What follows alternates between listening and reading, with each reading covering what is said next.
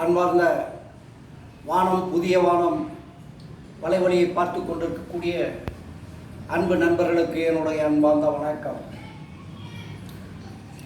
இன்று விக்கிரவாண்டி இடைத்தேர்தலிலே யார் வெற்றி பெறப் போகிறார்கள் என்ற ஒரு கேள்வியை முன்வைத்தால், விக்கிரவாண்டி தொகுதியினுடைய நிலவரம், அங்கே 2 லட்சம் வாக்காளர்கள் இருக்கின்றார்கள். அதிலே கடந்த முறை திராவிட முன்னேற்றக் கழகம் 94,000 வாக்குகளையும்,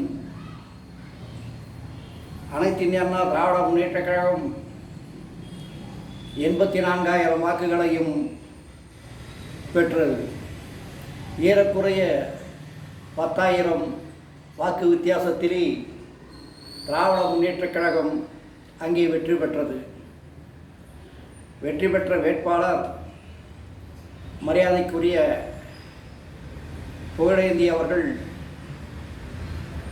கடந்த பாராளுமன்ற தேர்தலிலே பிரச்சாரத்தின் போது மார்பு வழியின் காரணமாக இயற்கை எழுதினார். அதன் பின்பு விக்கிரவாண்டி தொகுதியிலே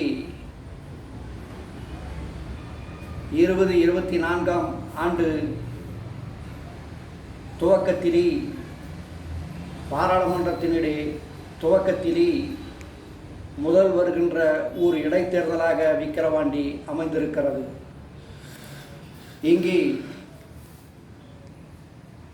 திராவிட முன்னேற்றக் கழகத்தினுடைய கூட்டணி சார்பிலே மரியாதைக்குரிய சிவா அவர்கள் நின்றிருக்கின்றார்கள். பாட்டாளி மக்கள் கட்சியின் கூட்டணி சார்பிலே மரியாதைக்குரிய சி. அன்புமணி அவர்கள் நின்றிருக்கின்றார்கள். அதே சமயத்திலே நாம் தமிழர் கட்சியின் சார்பிலே மரியாதைக்குரிய அபிநயா அவர்கள் போட்டியிடுகின்றார்கள். இதிலே அனைத்து இந்திய அண்ணா திராவிட முன்னேற்றக் கழகம் அவருடைய கூட்டணி கட்சிகளும் தேர்தலை புறக்கணிக்கிறதாக சொல்லியிருக்கின்றார்கள். தேர்தலை புறக்கணிப்பது என்பது இது புரட்சி தலைவரும் செய்திருக்கின்ற அனைத்து இந்திய அண்ணா திராவிட முன்னேற்றக் கழகம் கடந்த காலங்களிலே சில இடங்களில் செய்திருக்கிறது, திராவிட முன்னேற்றக் கழகமும் செய்திருக்கிறது. இது ஒன்றும் புதியதல்ல.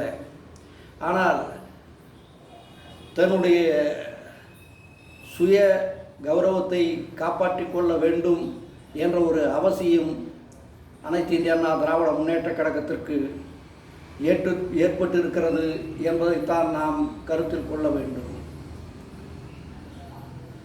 அவர்கள் இந்த தேர்தலை புறக்கணிப்பதின் காரணமாக அவர்கள் வாங்கிய வாக்குகள் எல்லாம் பாமகவிற்கு, பாட்டாளி மக்கள் கட்சிக்கு, அதனுடைய வேட்பாளருக்கு போய் சேரும். நாம் தமிழர் கட்சி அதனுடைய வேட்பாளருக்கு போய் சேரும் என்ற ஒரு கணக்கீடும் இருக்கின்றது. அதிலே திராவிட முன்னேற்றக் கழக கட்சிக்கும் போய் சேரலாம் என்பதும் ஒரு கருத்து இருக்கின்றது. ஆனால் இங்கே ஒரு விஷயத்தை நாம் கவனிக்க வேண்டும். எத்தனை கூட்டணிகள் சேர்ந்தாலும் வழக்கமாக ஆளும் கட்சிகள் தான் வெற்றி பெறும் என்பது 100க்கு 90 விழுக்காடுகள் இடைத்தேர்தல் சொல்லுகின்ற பதிலாகத்தான் இருக்கின்றது. ஆனால் இந்த களம் ஒரு புதிய வியூகத்தை வகுக்கக்கூடிய களமாக அமையும் என்பதுதான் காரணம். தோல்விகளை மட்டுமே சந்தித்து கொண்டிருக்கிற அனைத்து இந்திய அண்ணா திராவிட முன்னேற்றக் கழகம் தன்னுடைய மக்கள் வாக்கு சதவீதத்தை மட்டும் அப்படியே தக்க வைத்து கொண்டிருக்கிறது. இந்த நிலையில் அங்கே புறக்கணிப்பு என்பது தொண்டர்களுடைய மனச்சோர்வை ஏற்படுத்திவிடும் என்பதும், 26 வருகின்ற சட்டமன்ற தேர்தலில், பொது தேர்தலில் யாருக்கு யாருடன் கூட்டணி அமைக்கப் போகிறோம் என்பதை புரிந்து கொள்ள வேண்டும் என்பதற்கான ஒரு வெள்ளோட்டமாக கூட அவர்கள் அதை கருதி இருக்கலாம். இன்றைக்கு திராவிட முன்னேற்றக் கழகத்தினுடைய வெற்றி பிரகாசமாக இருக்கின்றது. 7000 வாக்கு வித்தியாசத்திலே இருந்து 9000 10,000 வாக்கு வித்தியாசத்தில் மீண்டும் திராவிட முன்னேற்றக் கழகம் வெற்றி பெறும் என்பதில் சந்தேகமில்லை. அதே அனைத்து இந்திய அண்ணா திராவிட முன்னேற்றக் கழகம் களத்திலே நின்றிருந்தால் இன்னும் அதிகபட்சமான வாக்கு வித்தியாசத்திலே திராவிட முன்னேற்றக் கழகம் வெற்றி பெற்றிருக்கும். ஆனால் அவர்கள் புறக்கணித்ததின் காரணமாக சற்று குறைவாகத்தான் வெற்றி வாய்ப்பு வாக்கு சதவீதம் அமையும். இங்கே ஒரு விஷயத்தை நாம் கவனிக்க வேண்டும் என்று சொன்னால், அதிமுக புறக்கணிப்பின் காரணமாக பாமகவிற்கு அதிகமான வாக்குகள் செல்வதற்கான வாய்ப்புகள், கூடுதலான வாக்குகள் வெற்றி பெறுவதற்கான வாய்ப்புகள், ஒரு சம போட்டியிடுவதற்கான வாய்ப்புகள் ஏற்பட்டிருக்கிறது. இன்னும் சற்று ஆழமாக சிந்தித்தால் திராவிட இயக்கங்களை எதிர்க்கக்கூடிய மரியாதைக்குரிய சீமானவர்கள், திமுகவை எதிர்க்கக்கூடிய மரியாதைக்குரிய சீமானவர்கள் அங்கே ஒரு பக்கம் தமிழர்கள் ஆட்சியைத்தான் தமிழ்நாட்டிலே வர வேண்டும் என்ற ஒரு தமிழ் தேசியம் பேசுகின்ற மரியாதைக்குரிய சீமானவர்கள் இந்த தேர்தலை அவர் முழுமையாக விட்டு கொடுத்திருந்தால் நிச்சயமாக அதிமுகவுடைய ஓட்டுக்களும் அவர்களுடைய இருப்பில் இருக்கக்கூடிய ஓட்டுக்களும் நிச்சயமாக பாமகவிற்கு 3000 4000 வாக்குகள் வித்தியாசத்தில் பாமக கூட்டணி வெற்றி பெறுவதற்கான ஒரு வாய்ப்புகள் நிச்சயம் வந்திருக்கும். ஆனால் அவர் தேர்தல் களத்தில்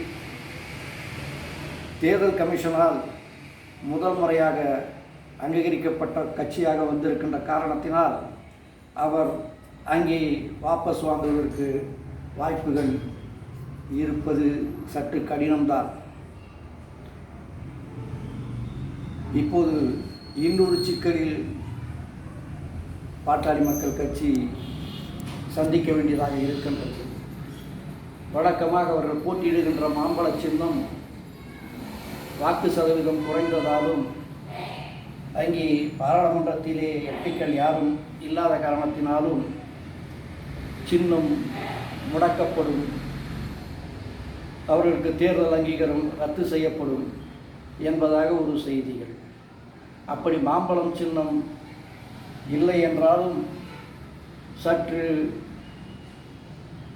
இந்த ஒரு 10-15 நாட்களிலே புதிய ஒரு சின்னத்தை வைத்து அவர்களை தயார்படுத்திக் கொள்ள வேண்டிய ஒரு சூழ்நிலைக்கு ஏற்பட்டிருக்கிறது. இந்த நிலையிலே அனைத்து இந்திய அண்ணா திராவிட முன்னேற்றக் கழகத்தினோடு சமரசம் ஏற்பட்டு இரட்டை இலை சின்னத்திலே நிற்பதாக ஒரு முடிவெடுக்கப்பட்டால் இந்த கூட்டணி அப்படியே 26இல் தொடர்ந்து வெற்றி வாய்ப்புகளை பெறும் என்பதில் சந்தேகமில்லை. நன்றி, வணக்கம்.